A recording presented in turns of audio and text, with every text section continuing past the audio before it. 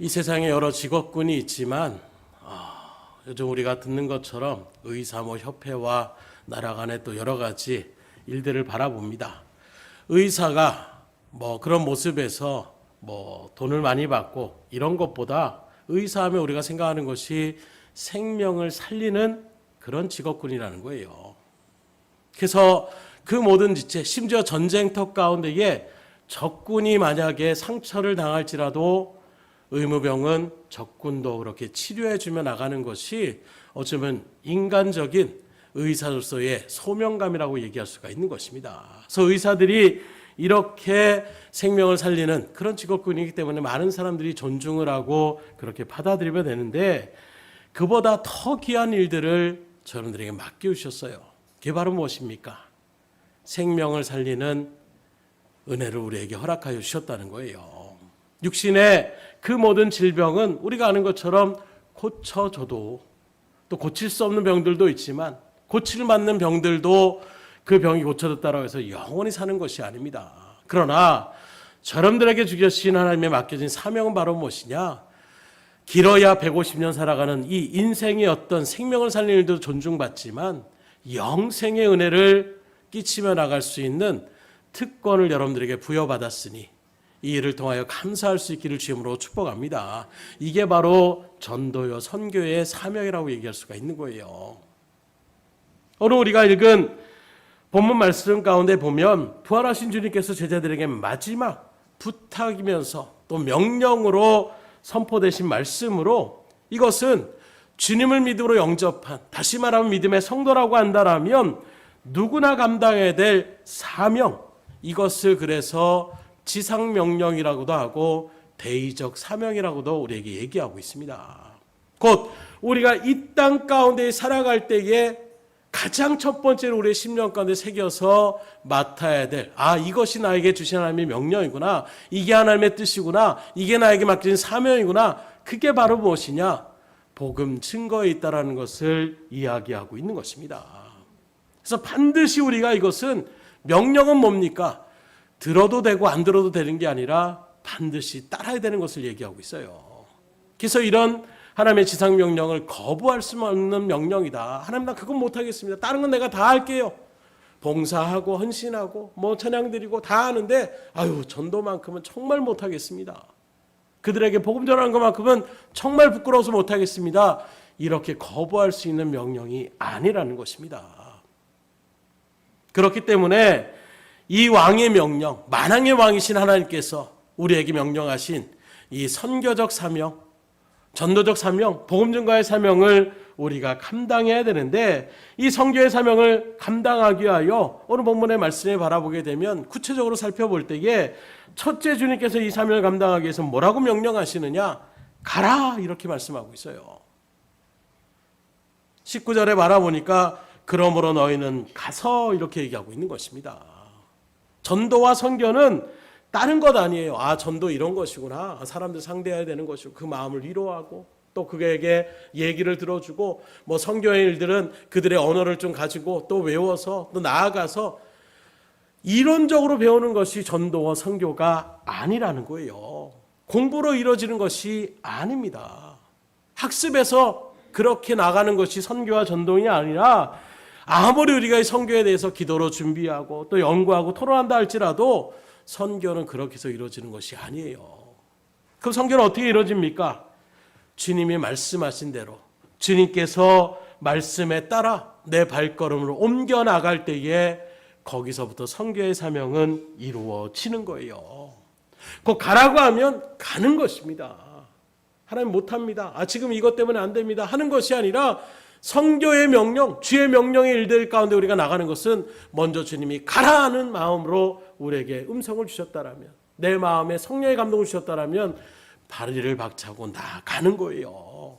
그때 믿음의 역사가 일어나는 것입니다.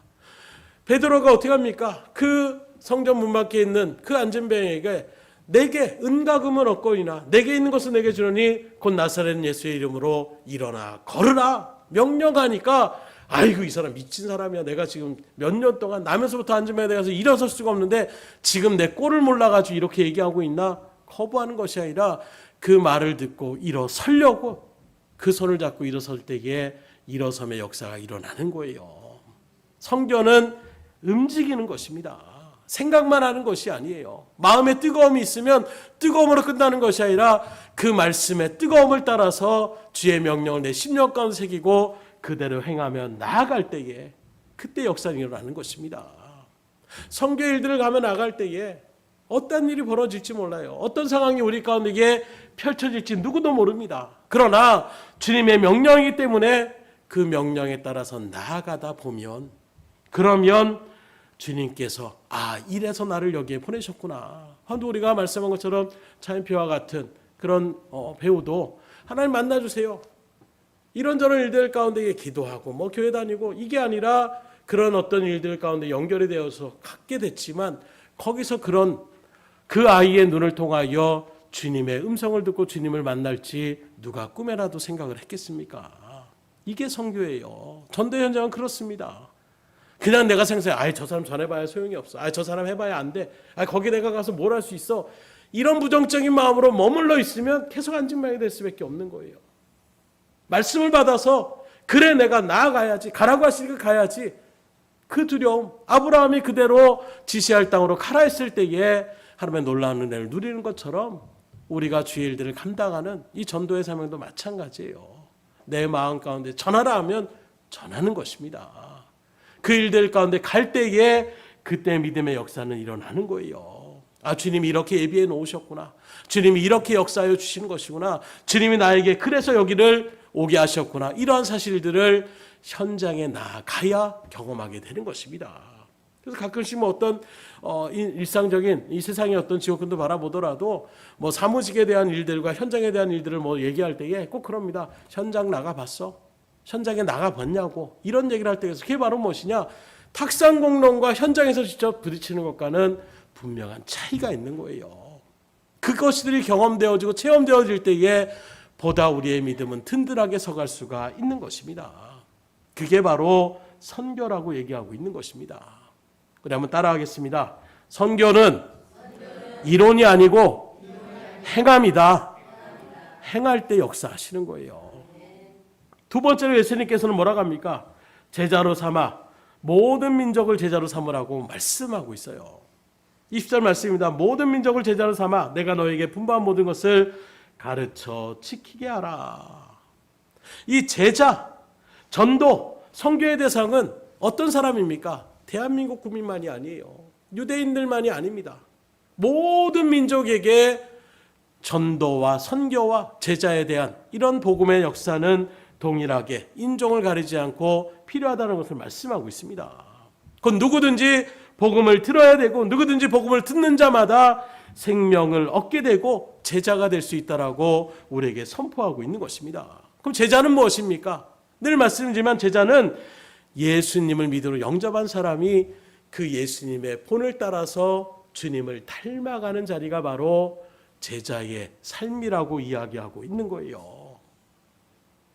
그래서 우리가 비록 피조물이지만 창조되시는 그 예수님, 그 마음을 우리 마음 가운데 품고 우리가 그 마음 가운데 나가시는 그 은혜를 받아서 우리가 헌신하며 예수님이 겸손함으로 섬김으로 사랑으로 은혜와 긍휼로 사람들을 대하시고 그들에게 나가셨던 것처럼 우리들도 그러한 마음을 가지고 헌신하며 주님을 닮아가며 기도의 자리에 서며 복음을 선포하며 강력한 믿음의 역사들을 이뤄나가는 것, 이게 바로 제자라고 이야기할 수가 있는 것입니다. 누구든지 복음을 귀로 듣고 마음으로 믿고 입으로 시인하면 하나님의 자녀가 된다라고 말씀하고 있어요. 그게 바로 구원입니다. 거듭났다라고 합니다. 그러나 우리의 복음의 증거, 우리가 하나님의 구원의 백성은 거기서부터 출발하는 거예요. 그게 끝이 아닙니다. 우여곡절 끝에 내가 구원받았다, 해피엔딩, 이게 아니라, 엔딩이 아니라 내가 예수님을 영접하고 하나님의 말씀을 통해 은혜가 이런 것이거나 깨닫고 내가 하나님을 믿음으로 영접했습니다. 난 구원의 자녀가 됐습니다. 여기서부터 우리의 믿음은 출발하는 거예요. 그래서 장성한 신앙에 이르기까지 앞으로 나아가는 것입니다. 곧 더 놀라운 구원이 있는데 그게 바로 무엇이냐? 하나님의 놀라운 일들을 감당해 나가는 자리 가운데 우리가 서야 되는 거예요. 그냥 아유 내 상처받았는데 아이고 말씀드리니까 또 은혜가 된다. 아유 또 위로가 된다. 이게 아니라 이제는 내가 말씀을 들고 나아가서 상처받고 힘들고 어려운 영혼들에게 위로를 주고 복음을 선포하며 그들을 은혜의 자리 가운데 이끌어가는 데까지 나아가는 것, 이게 바로 우리가 정말로 소망해야 될 믿음의 자리임을 우리가 잊어서는 안 된다는 거예요. 그렇게 말할 때 선교는 바로 무엇이냐? 우리가 복음을 전해서 죽을 영혼을 살려낼 뿐 아니라 오늘 말씀에 비춰보면 제자를 삼아야 된다라고 얘기하고 있는 거예요. 그건 무엇입니까? 아 예수님 믿으니까, 아 교회 다니니까 뭐 선물 받는구나, 아 교회 다니니까 뭔가 내가 삶에 유익이 되는구나. 이게 그들에게 종착지가 아니라, 이게 선교의 끝이 아니라 그들이 정말로 예수님의 사랑이 무엇인지를 마음에 새겨서 율질로 또는 어떤 섬김으로 왔던 그들이 아 주님을 믿는 믿음의 자리 가운데에 나도 영혼들을 섬기며 나가야 되는 것이구나. 예수님의 그 삶은 한 영혼 한 영혼을 귀하게 여기고 그 영혼을 사랑을 품는 것처럼 나도 이제 나 하나의 어떤 삶을 위하여 나아갔던 발걸음이 아니라 내 주변의 어려운 이웃들을 내가 살피고 돌아보며 그들에게 내가 누렸던 이 복음의 은혜를 그들에게 전해야 되는 것이구나.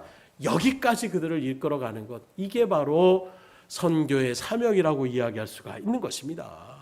그래서 단기 선교라고 해요. 긴 기간이 아닙니다. 짧게 가서 잠깐 막 이렇게 하다가 행사 뭐 이런저런 일들 가운데 지나가다가 아 이제 준비한 것들 다 하고 돌아와서 아 이제 끝났다. 그리고 그 사람들 잊어버리면 이건 반쪽짜리 선교밖에 안 되는 거예요. 돌아오고 나서도 그 영혼들을 마음에 품고 주님 앞에 기도하며 정말로 믿음으로 온전하게 서서 하나님 맡겨진 사명을 감당할 수 있도록 주님 앞에 기도하며 나아가고 또 취할 수 있는 연락이 있으면 연락을 취하고 계속해서 우리가 물질로 도움을 줄 수 있으면 도움을 주며 나아가는 이런 모습 가운데 우리가 서 나갈 때에 그것이 온전한 선교가 되는 것입니다. 그래서 제가 신학을 공부하면서 선교학에 대한 것을 공부할 때에 가장 마음에 딱 처음에 선교학 교수님이 얘기한 것이 딱 그거더라고요. 뭔가 물자를 전달하는 것, 이게 선교가 아니다. 잠깐 가서 예수 믿고 구원받으세요, 이게 선교가 아니라 진정한 선교는 그 자리의 가운데서 거기에 있는 사람들이 믿음으로 예수님 영접하고 그 사람들을 바르게 세워서 거기에 교회가 세워지고 우리가 가서 나가는 교회가 아니라 현지인들이 세워지는 교회 가운데 든든하게 서는 데까지 나아가는 것이 이게 선교다. 그래서 보통 우리가 뭐 선교사님들이 나가서 선교하는 것, 그래서 선교사님들이 거기에서 뭐 전달해 주고 같이 뭐 일들 가운데 도움 줄 건 도움 주고 그래서 꽉 잡고 있는 것이 아니라 진정한 선교는 어느 정도 자리매김이 되고 하나하나 현지인 사람들에게 그것들을 나눠주는 거예요. 그리고 그들 스스로가 계속 받는 자리가 아니라 아 하나님의 은혜 가운데 우리가 이제 서서 우리 민족들을 우리의 어떤 문화들을 더 잘 알고 있는 그 순간 가운데 이게 그들에게 복음을 증거해 나가는 것입니다. 그렇게 말할 때 한국교회는 그렇게 든든하게 하나님이 세워주신 교회예요. 그런 민족입니다. 외국인들이 와서 병원을 만들고 학교를 짓고 이런 일들로부터 먼저 선교는 시작됐어요. 그러나 그것으로 끝나는 것이 아닙니다. 세상적인 어떤 만족감이 아니라 그 일들을 통하여 교회가 세워지고 처음에는 언더우드와 같은 그런 선교사를 통하여 말씀이 증거했던 일들이 이제 그의 제자들 한국인 사람들이 한 명, 두 명 그렇게 말씀을 받아들이고 신학을 공부해서 그들이 이제 복음을 증거하며 나가는, 그래서 한국교회가 세워지며 나아가는 이런 일들 가운데 설 때에 이제 우리가 어떻게 합니까? 전 세계로 복음을 증거하며 나가는 민족으로 역사하게 주시는 거예요. 선교는 이렇게 나가야 되는 것입니다. 그래서 잠깐 우리가 가는 일들도 마찬가지예요. 그래서 제가 늘 말씀드리지만 사탕 하나 더 받고 이게 중요한 것이 아닙니다. 한 사람이 그걸 다 가져간다고 한들 그들에게 주님의 은혜 가운데 살아가는 삶의 모습이 무엇인지를 우리가 어떻게든 그 짧은 기간이지만 보여주고 증거하고 나타낼 수 있는, 그런데 그 작은 것 하나 때문에 세상에서 소탄 대신처럼 아이고 이거 뭐 화를 내고, 그럼 그 사람들의 인식에는 아유 뭐 사탕 하나 째째하게 나눠주면서 그거가 또 벌컥 화를 내는 아유 저딴 것, 이렇게 생각하면 그들의 마음을 우리가 다 들어가는 거예요. 그게 선교입니까? 선교는 그들의 마음을 여는 거예요. 잠깐의 그 짧은 순간에 어떻게 열 수 있습니까? 그래서 기도해야 되는 거예요. 성령이 역사하시지 않으면 그런 일들의 역사가 일어날 수가 없는 것입니다. 그래서 우리가 기도로 준비하고 성령의 어떤 감동하심을 따라서 우리가 최대한 섬김의 모습으로 우리가 뭔가를 나눠주는 이치, 우리는 갑 너희는 을, 이게 아니에요. 오히려 우리가 을의 위치에 서서 그들을 철저하게 섬겨주며 나아가려고 하는 이런 자세로 나가는 것이 있을 때에 그들에게 복음의 역사가 일어날 수가 있는 거예요. 선교팀뿐 아니라 모든 믿음의 일들도 마찬가지입니다. 내가 갖고 있는 것을 나눠준다고 해서 내가 마치 갑의 위치가 아니라 하나님께서 값없이 주신 은혜를 나는 전하지 않으면 전할 수 없는, 좀 받아주세요, 제발 좀 받아주세요 라고 나아가는 데까지 나아가는 이 심령의 자세로 영혼들을 품어나갈 수 있기를 주임으로 축원합니다. 그래서 감사하게도 우리 필리핀 선교를 거의 1년에 한 번씩 같은 장소로, 그래서 매일 같은 장소 가다 마다 이렇게 식상할 수도 있어요. 지루할 수도 있습니다. 그러나 그렇게 계속해서 가다 보니까 변화가 일어나기 시작하는 거예요. 집중이 거기서 일들 가운데 나가는 것이야. 많은 곳에 물론 우리들이 그렇게 지역을 말레이시아, 인도에서 가지만 그런 일들 가운데 새로운 곳에 가서 또 새로운 사람을 만나는 우리의 즐거움이 아니라 한 곳이라도 그 영혼이 서서히 변화되어져서, 그래서 저는 그것에 대한 감정을 몇 번 여러분들 말한 것처럼 처음에는 뭐라도 하나 더 받으려고 했던 그 사람들이 이제는 자기 받는 것이 아니라 주변에 다른 사람들을 배려하며 나가는 모습으로 변화가 되기 시작하는 거예요. 이게 어떻게 됩니까? 단기간에 한 번 딱 쌀 나눠주고 돌아와서 그 다음에 안 가보세요. 그럼 그들은 또 다른 선교팀이 왔을 때에 득달같이 달려들 것입니다.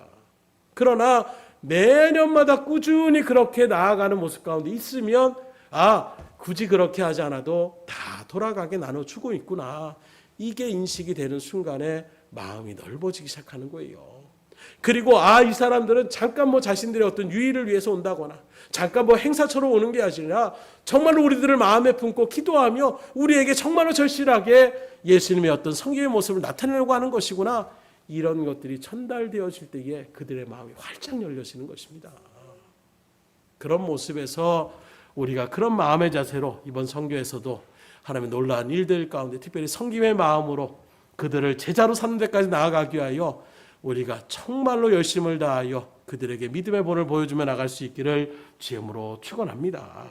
세 번째로 이 선교는 세례를 베푸는 일들까지 이루어진다고 얘기하고 있습니다. 19절 말씀입니다. 중마절에 보니까 아버지의 아들과 성령의 이름으로 세례를 베풀고, 이 세례라는 것에는 크게 두 가지의 의미가 있어요. 하나는 바로 무엇이냐, 이제 나는 죽고 예수님과 함께 죽고 예수님과 함께 살겠습니다. 이게 바로 세례예요. 그래서 세례는 죽음을 이야기하면서 다시금 살아남을 얘기하고 있는 것입니다. 이전에 내 육신의 삶은 죽었고 이제는 주님과 함께하는 삶으로 내가 남은 생애를 살아가겠습니다. 고백이 바로 세례의 예식인 것입니다.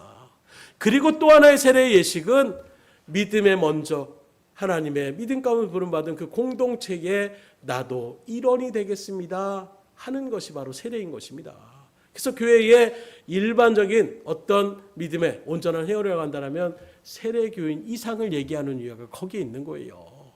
적어도 하나님의 앞과 믿음의 모든 성도들 앞에서 나도 이제 나 혼자만의 삶이 아니라 예수님과 함께하는 삶을 살겠고, 더 나아가서 먼저 믿음의 공동체는 이 교회 공동체의 일원으로서 교회의 모든 일들 가운데 나도 적극적으로 참여하며 하나님의 일들 가운데에 맡겨진 일들을 감당해 나가겠습니다. 이 믿음의 선포가 바로 세례 예식 가운데 있는 의미라고 얘기할 수가 있는 거예요. 그래서 예수님 믿고 거듭났습니다. 혼자 묵상하고 혼자 말씀 보고 혼자 성경 보고 나름대로 전도하고 기도하고 그렇게 생활할 수 있어요. 그렇게 한다라고 해서 지옥 가는 거 아닙니다. 그러나 우리가 정말로 예수님의 제자가 되고 영적으로 믿음으로 성장하기 위해서는 공동체의 일원이 돼야 된다라는 거예요. 공동체는 혼자 있는 것보다 불편할 수 있어요. 마음이 다 틀리잖아요. 삶의 환경이 다 틀리잖아요. 생각과 사고방식이 틀리잖아요. 그러다 보니까 부딪힘이 있을 수 있습니다. 내가 좋아하는 사람이 있을 수도 있고, 저 사람 보기만 해도 마음이 안 맞는다. 왜 저렇게 나하고 틀릴까? 싫은 사람도 있을 수 있습니다. 그 안에서 넘어지고 부딪히고 깨지면서 자기를 낮추고 성장하는 자리가 바로 공동체의 모습이라고 얘기할 수가 있는 거예요. 같이 겪어 나가는 것입니다. 성장은 바로 거기서 이루어지는 거예요. 그래서 아이들을 키울 때도 여러분들 얘기할 때 있어요. 집안에만 있는 것이 아니라 유치원을 보내고 이런 나이가 됐을 때에 거기에 가서 이제 사회단체적인 또 같은 또래 친구들 또 선생님 이런저런 일들을 통해서 아이가 성장되어지는 것을 우리가 느끼게 됩니다. 그냥 내 품 안의 아이라고 해서 집안에만 있는 아이들 바라보세요. 그런 어떤 사회성이나 이런 일에 결여가 생길 수밖에 없어요. 갈 때 불안합니다. 저도 첫 아이 우리 하람이 처음 보낼 때도 굉장히 막 불안한 거예요. 막 그때 막 유치원에서 막 빨개 벗기고 막 혼낸다라고 내보내고 뭐 애를 때리고 부모로서 혹시 괜히 그렇게 보냈다가 해코지 당하면 어떡할까. 이런저런 일들 가운데 걱정이 되는 거예요. 그래도 그런 일들 가운데 이게 섰을 때에 관계가 이루어지게 되는 거예요. 자기만 알던 사이에서 그게 아니구나. 양보도 해야 되는구나. 때론 배려도 해야 되는구나. 때론 그 일들 가운데 선생님 말씀에 들어야 뭔가 나에게 유익이 되기도 하는 것이구나. 이런 것들을 배울 수가 있는 것입니다. 교회도 마찬가지예요. 마음에 맞는 사람만 있으면 얼마나 좋겠어요. 그러나 그게 아니라 부딪힐 때도 있고, 그러나 그 부딪힘으로 끝나는 것이 아니라 거기서 믿음의 성장이 일어나는 거예요. 내가 원한 부분이 있으면 깎아질 때가 있고 또 상대방의 어떤 원한 부분이 그런 일들 가운데 깎아져 나갈 때도 있고, 그렇게 하다 보면 어느 순간에 서로 더 결속력 있게 주의 일들 가운데 믿음으로 감당해 나갈 수가 있는 것입니다. 그래서 때로는 넘어지고 혼자 일어날 수 없을 때에 믿음의 성도들이 같이 기도해 주는 거예요.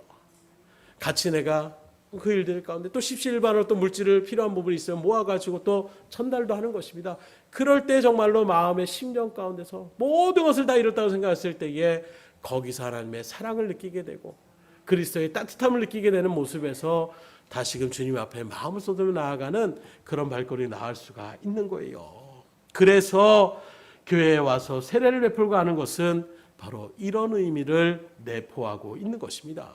바로 이것이 선교의 마무리라고 얘기할 수가 있는 거예요. 결국 선교의 핵심 키워드는 바로 무엇이냐? 먼저는 가라는 것입니다. 움직이라는 거예요. 행동하라는 거예요. 그 다음에 제자를 삼으라고 얘기하고 있는 것입니다. 그들의 성장, 성숙의 자리 가운데 장성에 나만 가는 것이 아니라 그 전했던 사람도 이제는 다른 주님의 명령에 갈 수 있는 믿음의 자리 가운데 나갈 수 있을 정도로 나아가는 거예요. 그리고 교회를 세우는 것입니다. 믿음의 공동체를 만드는 거예요. 하나님의 일들을 연합하여 이뤄나갈 수 있도록 그렇게 나아갈 때에 제자의 길이 온전하게 이루어질 수가 있는 것입니다.